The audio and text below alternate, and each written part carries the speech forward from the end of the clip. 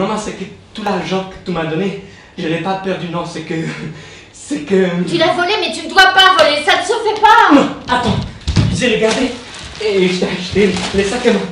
Tiens, c'est le sac à main du magasin. C'est les sacs à main que tu regardes tous les jours.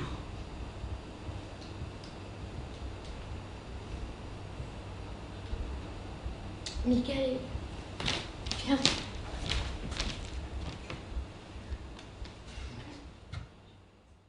C'est un très très beau rôle de femme, il n'y en a pas tant que ça dans le théâtre contemporain. Et quand on tombe dessus, il ne faut pas le laisser passer. Je ne l'ai pas laissé passer. Mais je trouve que la pièce est formidablement écrite parce que ça mêle à la fois la drôlerie, enfin par moments il y a des choses très drôles, et puis l'émotion tout le temps, c'est-à-dire c'est du tragicomique. Et il y a finalement, je trouve actuellement relativement peu de jeunes auteurs qui sont capables de ça.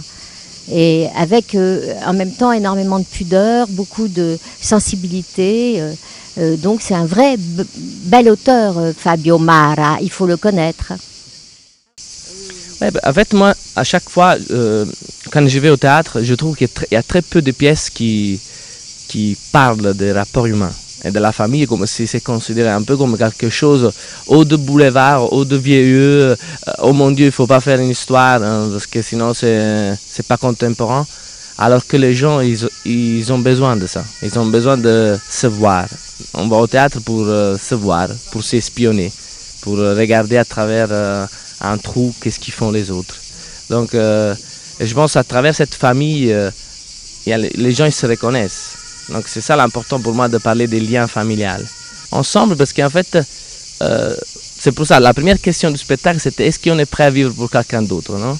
Et après, la normalité est venue après. Qu'est-ce que c'est être normal? Donc le titre est venu de ça.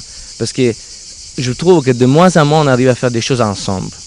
Que notre société nous pousse à être les meilleurs, à être un individualiste sur nous-mêmes, à penser à nous et peut-être après les autres. Alors que je pense que la vie, ça se fait à travers l'échange, ça se fait à travers un moment vécu ensemble. C'est très compliqué d'écrire sur ce thème, je l'ai fait un peu inconsciemment, je pense, et je me suis retrouvé à écrire sur ce personnage, et après à le jouer aussi, donc ça fait un peu peur, parce que chaque fois qu'on rentre sur le plateau, chaque fois que même, c'est très rare, j'écrivais la pièce, des fois j'avais mal, j'étais mal, donc je m'ai arrêté, ça ne m'est jamais arrivé.